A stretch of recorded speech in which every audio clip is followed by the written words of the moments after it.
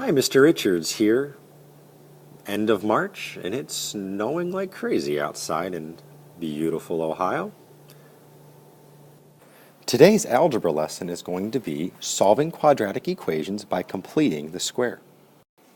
The definition of completing the square is to add a constant term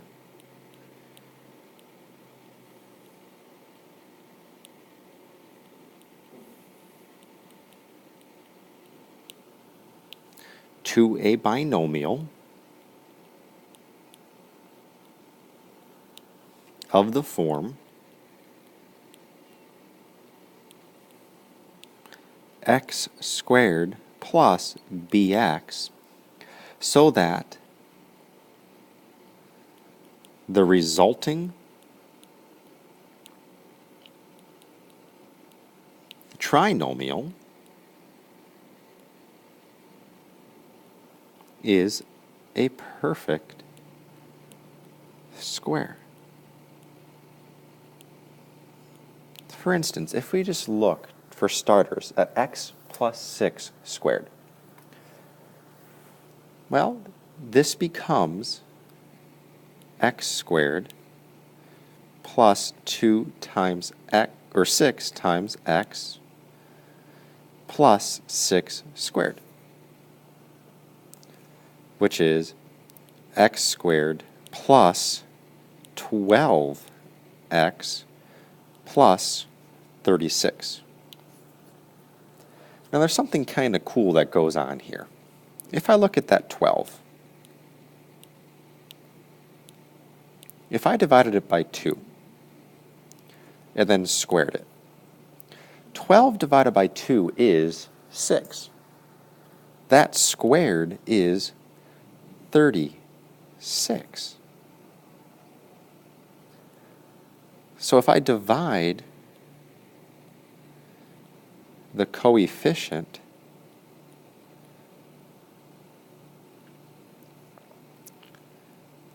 which are b and square, our result is that c of 36. And here's our key. Any quadratic expression in the form x squared plus bx can be made into a perfect square. Let's see how this works in our examples. Find the value of c that makes x squared minus 12x plus c a perfect square trinomial. Well, our step 1 is to find half of b. So we're going to take 1/2 of negative 12, and that is negative 6. Our second step is to square the result in step 1. So we'll take negative 6 and square it, which is 36.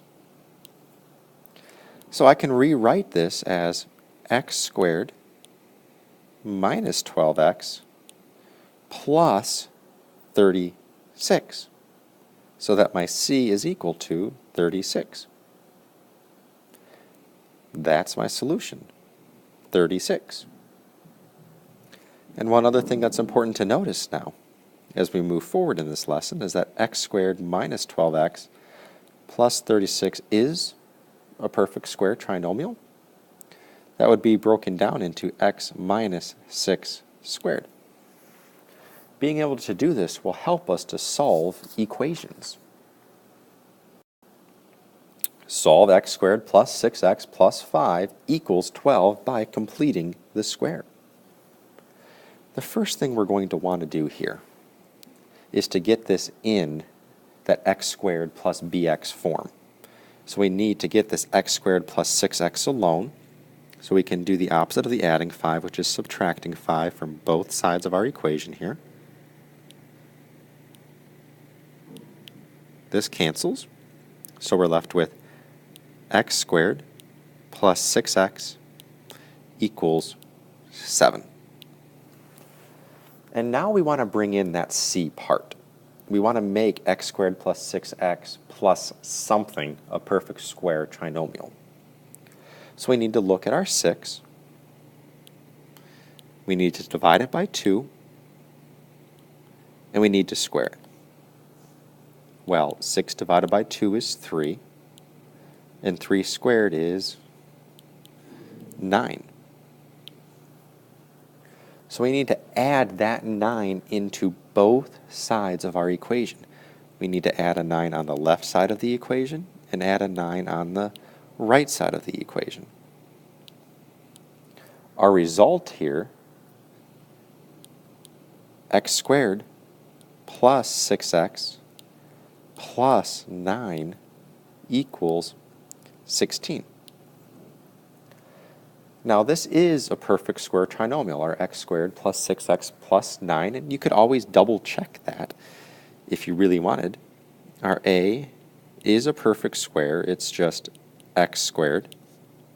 Our c is just 3 squared, and is our b 2 times 3 times x?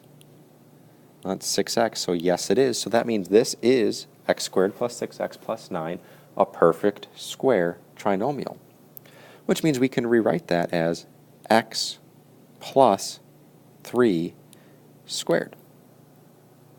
And that's going to equal 16. What we can do from here now is, using the square root property, take the square root of both sides here. We will have then x plus 3 equals plus or minus the square root of 16, which is 4. And now we'll have x plus 3 equals the positive 4, and x plus 3 equals the negative 4, and we can solve for both. If we subtract 3 from both sides in both equations, x is going to equal 1, and x is going to equal negative 7. And those are my two solutions. Another way to write that is like this. And that is how you can solve an equation by completing the square. In our next example, we have solve x squared minus 8x plus 10 equals 30. We want to get this into x squared plus bx form, so we need to move this 10. So we'll subtract the 10 on both sides. Cancels out, and we're left with x squared minus 8x equals 20. Now we need to complete the square, so we can look at our negative 8 and divide by 2 and square it, which is negative 4 squared, which results in 16. So I can add that 16 now to both sides of the equation. And my result here is x squared minus 8x plus 16 equals 36. And I have a perfect square trinomial here that breaks into x minus 4 squared equals 36. And again, we get that by applying our perfect square trinomial rule.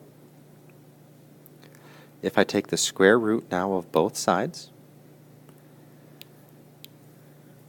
I will have x minus 4 equals plus or minus the square root of 36, which is 6.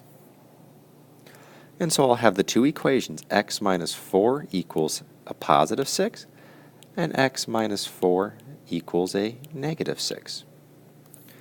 And once again, if I add 4 to both sides of both equations, our resulting solution, x equals 10, x equals negative 2. And once again, I can write my answer as negative 2, 10 in our braces.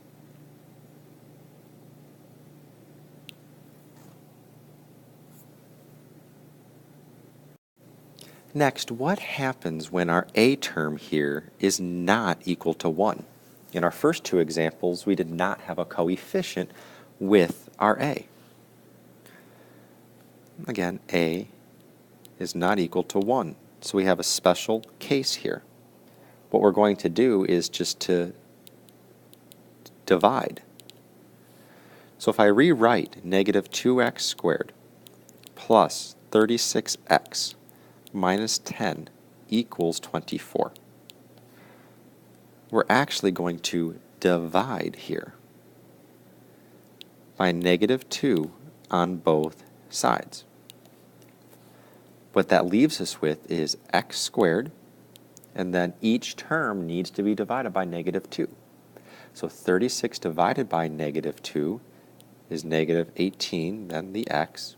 Negative 10 divided by negative 2 is plus 5, equals 24 divided by negative 2 is negative 12.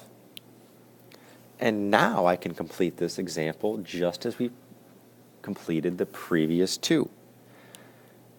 We can get this into x squared plus bx form by subtracting this 5 from both sides, so that that cancels, and we're left with x squared minus 18x equals negative 17. And now we get to look at that b term to complete the square. We'll take our negative 18, divide it by 2, then square it. So that's negative 9 squared, which is 81. So I'm going to add 81 to both sides of the equation.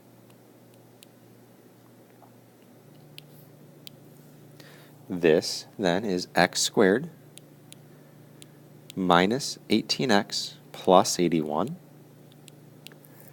equals 64. This is a perfect square trinomial. That is x minus 9 squared, and that equals 64. So if I once again use the square root property to take the square root of both sides here, x minus 9 is going to equal the square root of 64, which is plus or minus 8.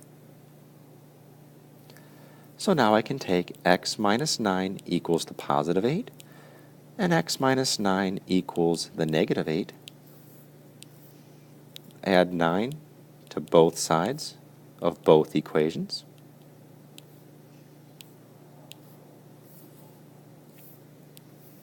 And x equals 17, and x equals a positive 1.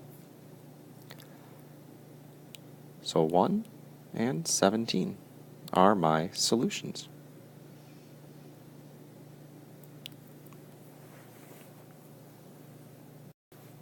And now for our word problem. Suppose the rate of flow of an 80-foot wide river is given by the equation r equals negative 100th x squared plus 8/10 x, where r is the rate in miles per hour and x is the distance from the shore in feet. Joachim does not want to paddle his canoe against a current that is faster than 5 miles per hour. At what distance from the riverbank must he paddle in order to avoid a current of 5 miles per hour? Well, our r, which is the rate of flow in miles per hour, is going to equal 5. And we're going to solve for x. And so we'll have the equation negative 100th x squared plus 8/10 x equals, well, r, which is 5. And similar to our previous example, we have a coefficient here that's not 1, so we need to divide that on both sides. So we will divide by negative 1/100th on both sides of our equation. The result is x squared minus 80x. Remember, we have to divide both terms by the negative 1/100th, equals 5 divided by negative 1/100th is negative 500. And now we have enough to complete our square. We'll take a look at our b term, which is negative 80. We can divide that by 2 and square it. So we'll have negative 40 squared, which is 1,600. So we'll add that 1,600 to both sides of our equation.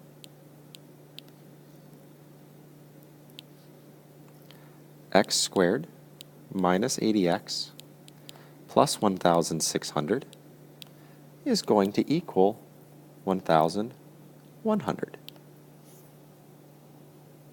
I do have a perfect square trinomial now, so I can take x minus 40 squared is going to equal 1,100. And now if I take the square root of both sides, what we are left with is x minus 40 equals plus or minus the square root of 1,100. We can add 40 to both sides of this equation. And the way we can write this answer exactly is x is going to equal 40 plus or minus the square root of 1,100. However, we do need to approximate here. And so what we're going to look at is x is going to equal 40 plus the square root of 1,100, and x is also going to equal 40 minus the square root of 1,100. Well, in the first case, x is going to be about equal to 73.1. And in our second case, using a calculator to estimate this is going to be about 6.8. And both of these are in feet. So this basically is about 73 feet and about 7 feet. Now if I draw a little picture over here on the left side of what this actually means, if we have our kind of water here flowing in the middle of our river, see if we can write on top of this, it means that from this shore he can paddle 7 feet, and he needs to stay within that 7 and then within that 73. So as long as he is in this red zone here of these 7 feet, and since the whole bank is 80 feet, he also has 7 feet left over here, since 80 minus 73 is 7. Our answer turns out to be that he must stay within 7 feet of each bank.